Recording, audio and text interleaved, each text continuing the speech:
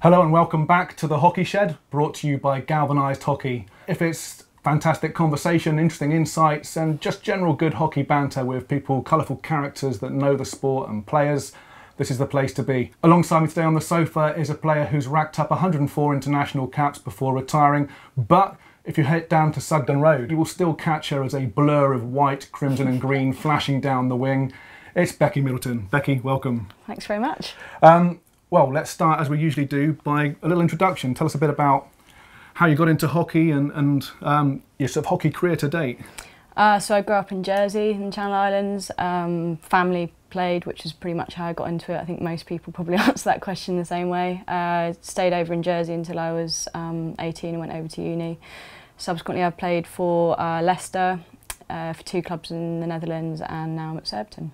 Brilliant. And you said you came over at 18, but you made your England debut at 17, didn't you? Yeah, so I had to take a couple of days off school for that, which I think a couple of teachers weren't too impressed with. Maybe the PE teachers a bit happier.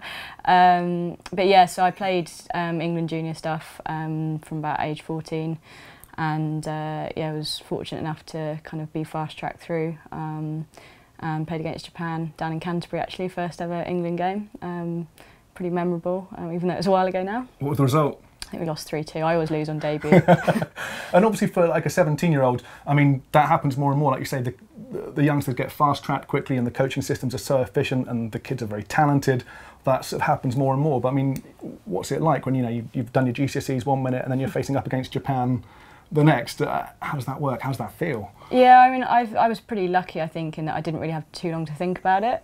So it was kind of a case of got called up and off I went and played, and you know, getting to play with you know, a few girls who I then actually went on played senior hockey with, went to the Junior World Cup with as well. You know, it's always nice having those people that you share those experiences with. And yeah, I guess, you know, it's always going to be special kind of making an international debut, but I guess it's nice to be able to say I did it when I was still a teenager. Definitely. And what would you say? I mean, you've got, you know, you're still going strong, scoring lots of goals. Would it be too early to ask you if you've got a career high? Would you not want to jinx anything that's potentially coming? Because, you know, you've got Euros and things coming up and lots of exciting stuff. So. Yeah, I mean, I think I went to the Commonwealth Games when I was 19 and we medalled there, and it was a penalty shootout, and that obviously always sort of ratchets up the tension. So I think kind of on international level, that was a pretty cool thing to be part of. But, you know, I think for me, club hockey's always been a really, really important part of my hockey career, and I've been fortunate to be part of teams that have been successful. So, you know, I've won obviously a few back-to-back titles with Surbiton, but also had a lot of success with Leicester, and you know, I really value those experiences, and you know, I've done it with some great mates alongside me, which is also pretty awesome. And tell us a bit about playing over in the Netherlands. How does that compare to, you know, the league here in the UK? Is it different in intensity? Because they play more times a week, I think, don't they, out there as well? Or? Yeah, so you certainly train more. So we were training kind of 4 or 5 sessions a week over there. Even kind of teams that are perhaps, you know, in the second division would be doing something similar. And I think the real difference probably is that club hockey is everybody's priority there if they're playing at the top level. So, you know, you don't get people sort of missing training. You know, playing on a Sunday is the kind of the big event in the week. You get lots of people down at the club to watch. And, you know, from that point of view, I think it still is a little bit ahead of us. Obviously, we've had a few English teams kind of going all right in Europe, and, you know, that's really important, I think, as a measure of where we're at. But, you know, there's still a long way to go if we want to be reaching those levels with clubs. So, speaking of that, obviously the Surbiton squad is looking pretty strong this year. What's that squad like in terms of, you know, when you're playing in it and you're training with them? Do you kind of look around you and think, you know, this team is really special? Yeah, I mean, I think it's always special to be part of a successful team, but I'll kind of go back to the thing that you want to be doing it with your mates. And I think certainly a lot of our successes come on the back of being very together as a squad. And you know, that can become a bit of a challenge when you're obviously managing kind of a number of international players. Being based in London, we tend to have a few people who work pretty hard as well. And you know, I guess we do have that sort of tag now where people want to go out and beat us. And you know, it's obviously the last few months it's happened a couple of times. And you know, although I don't like losing, I'm kind of all good with that, because I think it's good for us as a squad to know that people are on our tails, and you know, they've kind of made a bit of a mark on us and they want to go out and get us. I think for us as a squad, we want to be successful in England, but ultimately we want success in Europe as well, and we've kind of always got half an eye on our performance as well as on the result. And as we go through this season, that's certainly going to be something that's really important with the home European club competition as well. And one thing that Surbiton's always been very good at is sort of fostering really good young talent, and you've got young players coming through the ranks there.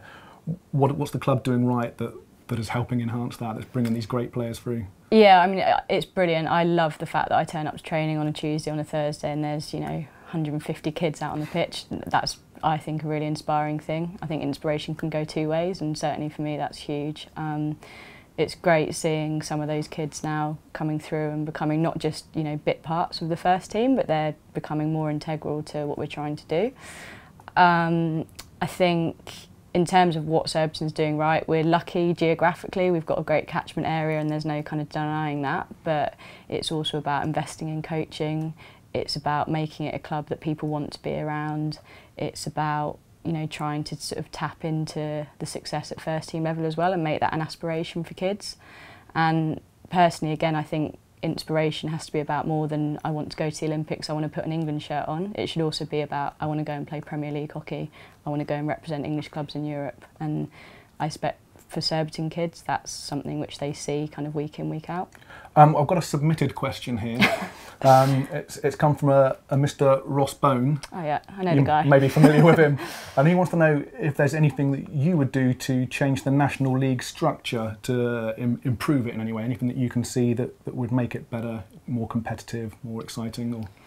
Yeah, I mean, obviously there's kind of a few changes in the footing, and I don't think probably anyone's quite clear on what that's going to look like yet. For me, I think partly just kind of changing how it feels club hockey's valued, and that's the small things as well as the big things. So it's kind of making sure that it's reported well, that it, results and players are kind of mentioned and publicised via the national governing body website, all those sort of little things. But it's also about trying to align it better with the international system. So, I'd like to see a season where, to the best of our ability, we can make international players available for the maximum number of club games, and that club hockey is managed in the right way to actually be seen as a positive influence on their international career, as opposed to be seen as this kind of sideline which tires them out. Inconvenience. Yeah, basically. And I think, you can't also sort of sort of ignore the importance mentally of club hockey. And I think, going and playing matches that, you're really motivated to be a part of, and training with your friends and actually being on a pitch with people you choose to be on a pitch with. I think that's a really powerful thing mentally and emotionally for players. That, international hockey is really tough, and, it's enjoyable as well, but I think it's nice for people to actually, remember why it is they first picked up a stick. For those that may not have joined the dots yet, your husband has been known to pick up a stick from time to time. Are you guys sort of competitive and things around the house about scoring goals and things, or is it all just a bit... Because Barry never strikes me as the kind of person who's kind of, yeah, I scored today, because he's the kind of guy that scores an outrageous goal and just kind of goes... Yeah, I mean, with Baz, he'll get home sometimes and he's scored, and I say, oh, describe your goal, and he'll go, oh, it's just a tap-in. And then I see it on the video and I'm like, not sure I'd put that down as a tap-in. No, we don't really compete on that kind of stuff. I mean, I think we're both pretty lucky to have played, obviously international stuff, but played in club teams, where we've won some things. I've actually won more than him at club level. It's probably the one thing I've been more successful at with hockey. Does that come up every now and again, No, not massively. No, as I say, I mean, it might sound weird, but we don't really spend that much time talking about hockey at home. We probably every few weeks will, set the world to rights on some philosophical thing about tactics or something, but most of the time it's that's probably pretty healthy when you've grown up and kind of the whole relationship has been formed around that one sport. To probably have it inherent through every day would probably drive you a little bit. Yeah, I think so. Wild. So yeah, I mean, most of the time we're just trying to outdo each other on stupid jokes and watch as much sport on TV as possible. And I'm making excuses for not unloading the dishwasher because that's my least favourite job. And it's just normal life, really, I guess. And we happen to have both made a career out of a sport that we love playing, which is awesome. But it's not the be all and end all. No, okay. You blog. your blog's called? It's That Inking Feeling. And in particular, you did a blog, one post a while back that gained a lot of traction. A lot of people related to it. I was hoping you might be able to just kind of encapsulate a bit about what was in that post. And if you haven't ever read it and you aspire to play sport at a decent level, or if you play sport at any level, in fact, it's really, really worth a watch. I think everybody, worth a read, in fact. Anybody can relate to what Beckie's saying there. So, yeah, so I wrote a post, I can't remember the name of it now. I think it was the story of a not quite Olympian. And essentially it was about the fact that that was always my dream in hockey, was to go to the Olympics and win a medal at the Olympics. And I, a couple of times, just missed out on the selection. And I kind of, after a sort of period of internal reflection, I suppose, I decided that I might as well put it on paper and get it out there. And I think it was probably a bit of a cathartic exercise in some ways. But especially now that I do a lot of coaching, I think it's important for people to realise that, facing setbacks and how you kind of get up and get on with it, whether it's an injury, a selection, just not quite making your goal, that defines you as much as whether or not you make that achievement in the first place. Yeah, I think, I remember reading it at the time and just thinking, God, I by no means am playing at even remotely the same level, but I love playing the sport and I love being part of it, and anything that kind of sets you back from that, I find it, like I said, I had long-term injuries and stuff myself, and it's so frustrating. And I've come back from a long-term injury and then injured myself again straight afterwards, and that frustration, and then there's this drive of kind of, why'd you do it? Why'd you keep going? Is it worth it? And ultimately, we all play the game because we love it, and it is worth it. And but I think anyone would read that post and kind of draw out of it their own parallels and their own relationships. So I completely commend you for doing it, and I know it's a tough thing to probably written and to talk about now, so thank you for that. Let's move on quickly and have a look at the results from this weekend in the Women's Premier League. Let's start with yourself, shall we? You were away at Holcombe in the not so favourable weather. Tell us about that. Yeah, so Storm Brian didn't help the game too much, I don't think.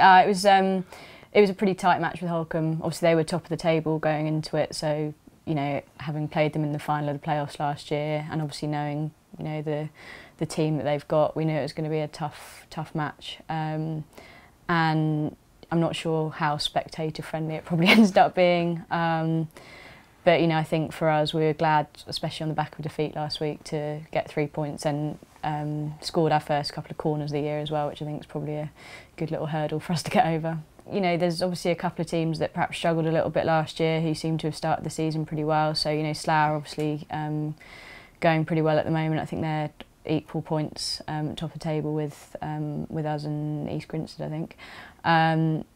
They're going pretty well, and we're actually playing them this weekend as well, so another sort of top table clash. But Leicester are a really tough team to play against. They always have been. Especially when you were there. Especially then, yeah. Not because of me, because of some of the girls I played with. But I think Slough will certainly be pretty happy with another 3 points there.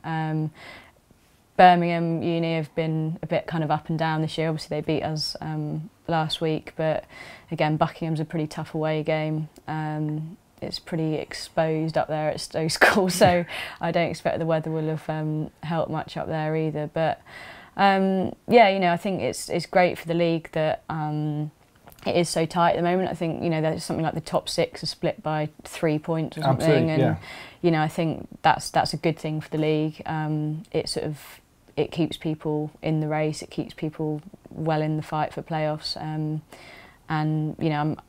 I'm hoping that Canterbury are not going to kind of lose position too much, because again, I think for the league it's really important that those 2 places at the bottom are also part of a battle going into the end of the season, because it makes it more exciting for everyone. And it's interesting when it's like this, because it makes it much more kind of entertaining when there's not someone that's kind of running away with it already at this time of the year.